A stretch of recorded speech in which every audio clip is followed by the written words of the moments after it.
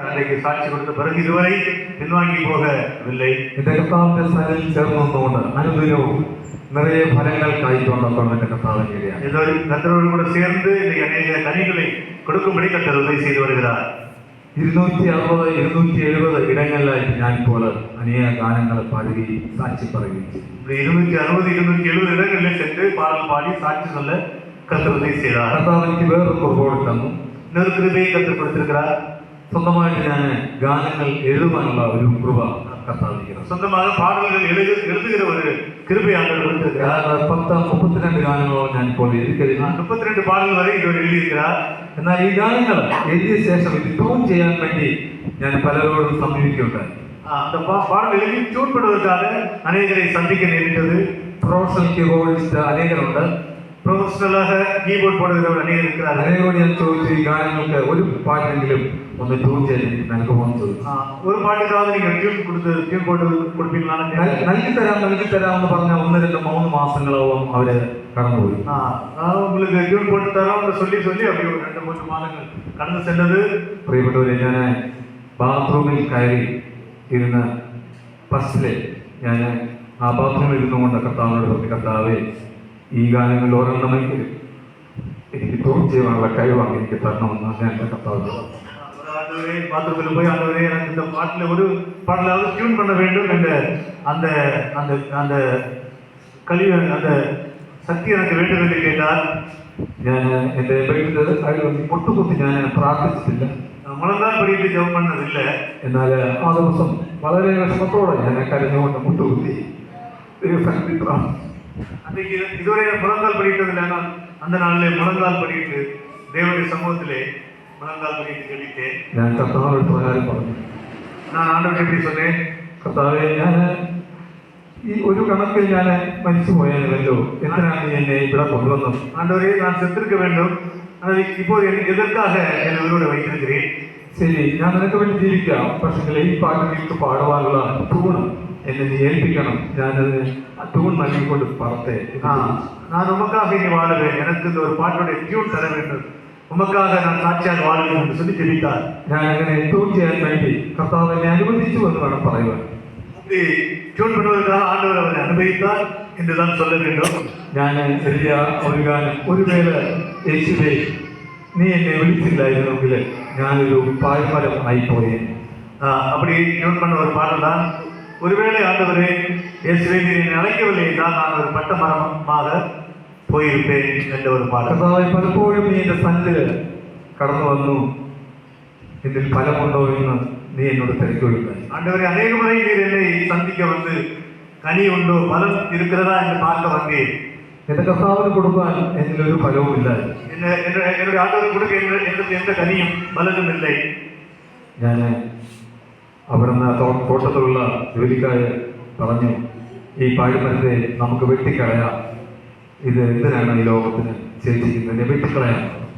ஆண்டவர் லூக்காவிலே நான் வாசிக்கிறோம், அந்த மரம் எதற்கு, இந்த மரத்தை வெட்டி போடுவோம், இது இடத்தையும் எல்லாம் கெடுக்கிறது என்று சொன்ன அந்த அந்த பகுதியை வைத்து ஜெபித்தார். ഇല്ല എന്നവരെ, അത് 1 വർഷം കൂടി നിൽക്കട്ടെ, ഫലം കായ്ക്കുമെന്ന് നോക്കാം. அப்போ அந்த வேலைக்காரன் சொல்லுவாங்க, இல்லை ஆண்டவரே, ஒரு வருடம் கூட கொத்தி எரு போடுவோம், அது பலன் கொடுக்கிறதா என்று பார்ப்போம் என்று கேட்டார்.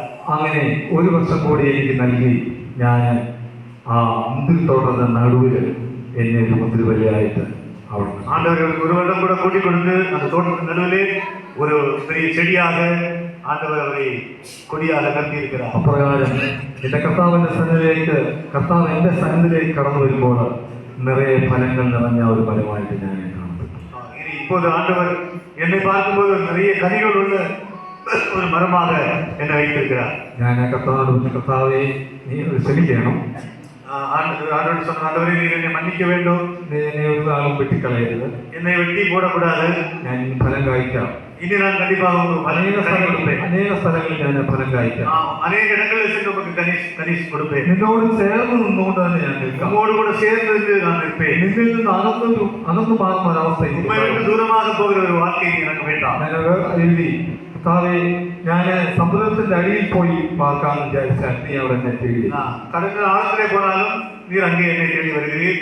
ഭൂമിയുടെ അറ്റത്ത് പോയി ഞാൻ പാർക്കാമെന്ന് വെച്ചാൽ, ഏകാന്തമായി പാർക്കാമെന്ന് വെച്ചാൽ അവിടെയും അങ്ങ് എന്നെ തേടി. பூமிக்கு கடைசியில போய் இருந்தாலும் அங்கே நீர் வருகிறீர். എന്നെ ഒരു നാളും അങ്ങനെ കർത്താവ് അനുവദിക്കാതെ തന്നോട് ചേർന്ന് നിന്നുകൊണ്ട് ഈ നിമിഷം വരെ ഫലം കഴിക്കുവാൻ എൻ്റെ കർത്താവ്. இப்போது ஆண்டவரோடு கூட சேர்ந்து அவரை விட்டு தூரம் போகாதபடி சேர்ந்து அவருக்காக കനി കൊടുത്ത കർത്താവ്. അനേക കുടുംബങ്ങളിൽ ഞാൻ കടന്നു ചെന്ന് മദ്യത്തിനും മയക്കുമരുന്നിനും അടിമയായിട്ടുള്ളവരെ എന്റെ സാക്ഷ്യങ്ങൾ പറഞ്ഞ് പാട്ടുകൾ പാടി അനേക കാര്യങ്ങൾ ദൂതുകൾ പറഞ്ഞവരെ രക്ഷയിലേക്ക് കൊണ്ടുവന്നവർ അനേകർ ഇപ്പോൾ അവർ குடியிலே இருக்கிறவர்கள் சென்று இவருடைய சாட்சியை சொல்லி பாடல்கள் பாடி அநேகர் மனம் திரும்பி வந்திருக்கிறார்கள். അവരൊക്കെ ഇപ്പോൾ എനിക്ക് സന്തോഷത്തോടെ ഫോൺ ചെയ്യാറുണ്ട്. அவங்க எல்லாம் இப்போதும் அவருக்கு சந்தோஷத்தோட போன் செய்கிறார்கள்.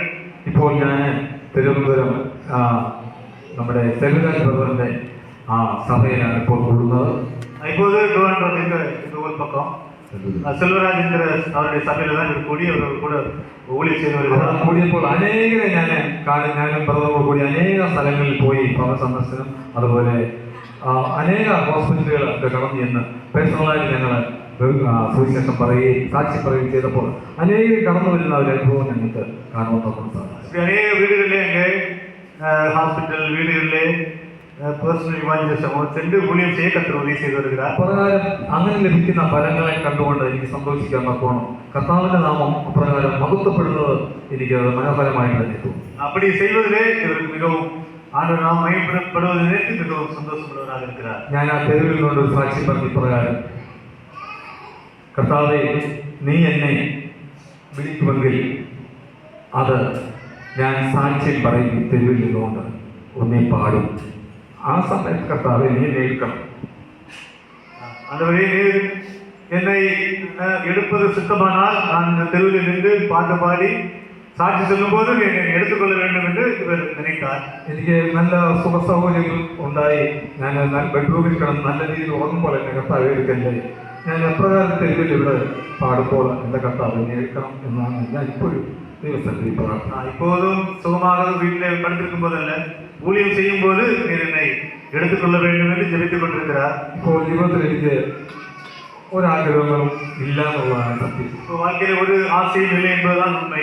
കർത്താവിനോട് ചേർന്ന് നിന്നുകൊണ്ട് അതേ നമ്മുടെ കർത്താവ് വരുമ്പോൾ അവനോട് ചേർന്ന് പറഞ്ഞ് ആ കർത്താവിന്റെ സന്നിധിയിലെത്തുക മാത്രമാണ് ഇന്നെന്റെ கர்த்தருக்காக ஊழியம் செய்து அவருடைய சமூகத்திலே சேர வேண்டும் என்பதுதான் என்னுடைய வாஞ்சை. ഞാൻ ഈ പാട്ട് ആദിവാസികളുടെ കോളനിയിൽ ഈ പാട്ട് ഞാൻ പാടി 4 പേര് രക്ഷിക്കപ്പെട്ട് മുന്നോട്ട് വന്നു.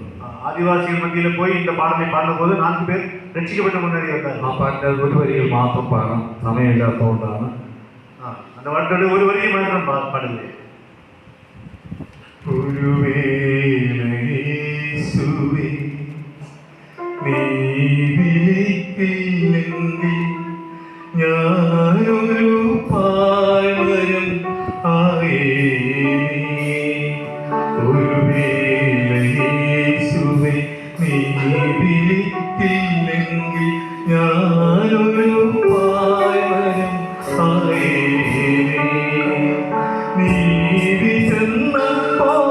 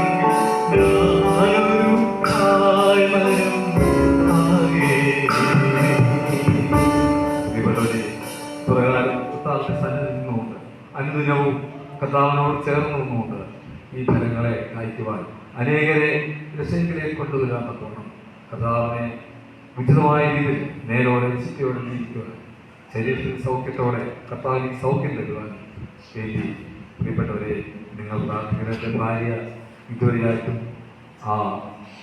ഞാനുമായിട്ട് ചേർന്നിട്ടില്ല. പുള്ളിക്കാരി എന്താണെന്ന് എനിക്കറിയത്തില്ല. ഞാൻ പലവണ്ണം സമയോജിച്ചു, നേരിട്ട് സമയോജിച്ചു, നേരെ വിളിച്ച് സമയോജിച്ചു, അനേകം ഉപയോഗിച്ച് സമയോജിച്ചു. ഇതുവരെയായിട്ടും എന്നോട് വന്ന കഴിയണമെന്നുള്ളൊരു ആഗ്രഹം തന്നിട്ടില്ല. സാരമില്ല എങ്കിലും എന്നെ ശക്തനാക്കുന്നതിന് മുഖാന്തരം ഞാൻ സകലത്തിനും മതിയാവും. തീർച്ചയായിട്ടും ഈ തീരുമാനം എൻ്റെ ആയുസോളം തീർച്ചയായും അങ്ങനെ തുടരാമെന്നും ആഗ്രഹിക്കുന്നു. പ്രിയപ്പെട്ടവരെ, എനിക്ക് വേണ്ടി കുടുംബത്തിനു വേണ്ടി ചെലവായിരുന്നത് ഞാൻ സഭയിലായിരിക്കും. ഞങ്ങളുടെ പ്രവർത്തനങ്ങൾക്ക് വേണ്ടി നിങ്ങൾ പ്രാർത്ഥിക്കണം എന്ന ആവശ്യമുണ്ട്. ഞാൻ എൻ്റെ സാക്ഷ്യം இவர் இனி ஒரு பட்ட மரமாக மாறாதபடி ஒரு கல்வி கொடுக்கிற மரமாக மாற தெரிந்து கொண்டு என்னுடைய மனைவி 10 வருடமாக கூட இல்லை. இப்போ ரொம்ப மன்னிப்பு கேட்டு மனம் திரும்பி மன்னிப்பு தான் கேட்டிருக்கிறாரு. அநேகருக்கு முன்பாக வைத்து மன்னிப்பு கேட்டிருக்கிறாரு. ஆனால் இன்னும் திரும்பி வரவில்லை. அதனால் கர்த்தரோடு கூட சேர்ந்து இருந்து இப்போது செல்வராஜ் பிரதர் எங்கள் ஊர் மாத்தாண்ட பக்கத்தில் அவர் ஊழியம் செய்து வருகிறார். இவரும் கூட ஊழியம் செய்து வருகிறார்கள். இவர்களுக்காக நீங்கள் ஜெபிக்கும்படி கேட்டுக்கொள்கிறேன். ഞാനിവിടെ വന്നത് തീർച്ചയായിട്ടും മറന്നുപോയി. ഞങ്ങൾ 30 വർഷത്തിന് ശേഷമാണ് എബി ബ്രദറിനെ കാണുന്നത്. ഞാൻ തുക കോളേജിൽ പഠിച്ചു. 25 വർഷത്തിന് ശേഷമാണ് പ്രിയപ്പെട്ട ബ്രദറിനെ കണ്ടത്. ഞങ്ങൾ തമ്മിൽ ആദ്യം അറിഞ്ഞില്ല എങ്കിലും എങ്ങനെയോ എന്റെ സൗണ്ട് കേട്ട് ജോൺസൺ അല്ലയോ വോളിബോൾ അല്ലയോ ഓടി വന്ന് എന്നെ ചുംബിക്കുകയായിരുന്നു ചെയ്തത്. വളരെ സന്തോഷം എൻ്റെ ജീവിതത്തിലുണ്ടായി. കർത്താവേ, ഇങ്ങനെയുള്ളവരെ വീണ്ടും എനിക്ക് കാണിച്ചു തരുന്നല്ലോ. അങ്ങനെ അനേകരുണ്ട് എൻ്റെ ജീവിതത്തിൽ ഇനി കടന്നു വരുവാനോ ഞാൻ എൻ്റെ ജീവിതത്തിൽ സ്തുതിക്കും. இப்படியாக நாங்கள் 2 பேரும் க்ளோஸ் ஃப்ரெண்ட்ஸு. செல்வராஜ் கூட இங்கே ஜான்சன் வந்திருக்கிறான்னு சொல்லி ஜான்சன் பேர் சொன்னாங்க. இவரும் போய் சொல்கிறார் என் பேர் ஜான்சன். எனக்கு அப்போ ஞாபகம் வரல. ரொம்ப பேராக இருப்பார். ரொம்ப அழகாக இருப்பார், ஹைட்டாக இருப்பார், வெயிட்டாக இருப்பார். அப்போ ஜான்சன் சொல்லி வரல. பிறகு எங்கள் மோகன் 19 வயதில் மறிச்சு போய் என் பையன் 19 வயசுல இறந்துட்டான் அப்படின்னு சொல்லும்போது எனக்கு கொஞ்சம் ஸ்ட்ரைக் ஆச்சு. இவர் வந்து ஜான்சன் தானா? நாங்கள் வாலிபால் விளையாடும்போது ரொம்ப சண்டை போடுவோம். இவர் பயங்கரமாக வாலிபால் விளையாடுவார். யாரும் இவருக்கு அதை அடிக்கிறது எடுக்க முடியாது. பிறகு நான் போய் நடுவில் நின்று நான் ட்ரை பண்ணி எங்கள் ஊரில் நான் விளையாடுவேன். நான் ட்ரை பண்ணி பாலை எடுப்பேன். எடுத்தால் அவருக்கு பயங்கர கோபம் வரும். யாரும் எடுக்க மாட்டாங்க. நான் எடுப்பேன். முடிஞ்ச பிறகு பெரிய சண்டை போடுவோம். நான் கலெக்ட் பண்ணேன். நல்லா கலெக்ட் பண்ணி பார்த்தா எனக்கு ஒரு ஐடியா இல்லை. தாடியில் இருக்காது. அப்போ ரொம்ப ஹேண்ட்ஸமாக இருப்பார். பிறகு இல்லை அவர் இல்லை அப்படின்னு விட்டுட்டேன். பிறகு மெசேஜ் எல்லாம் முடிஞ்சு ப்ரேயர் ஒரு மீட்டிங் போயிருக்கும் தான் பார்த்தேன். நேற்றைக்கு ப்ரேயரில் இருக்கும்போது வந்து எதுக்கு கேட்பேன் ஜான்ஸ் வர என்ன ஓர்மை உண்டோன்னு கேட்டேன். அவருக்கு ஒரு ஞாபகம் இல்லை. பிறகு கண்டுபிடி பைபிள் காலையில் வாலிபால் எல்லாம் ஓன்னு சொல்லி 2 பேரும் கண்டுபிடித்து அப்படி தான் நாங்கள் 25-26 வருடத்துக்கு பிறகு பார்த்து நாங்கள் 2 பேரும் நிறைய நேரம் பேசவும் ஐக்கியப்படவும் கேட்டதில்லை. இதோ சகோதரர் ஒருமித்து வாசம் பண்ணது எவ்வளவு நன்மையும் இன்பமாக இருக்கிறது என்று சொல்லி அப்படிதான் நாங்கள் திரும்பவும் நாங்கள் பழகினோம். ஒரு வாய்ப்பை ஏற்படுத்தால் அதற்காகவும்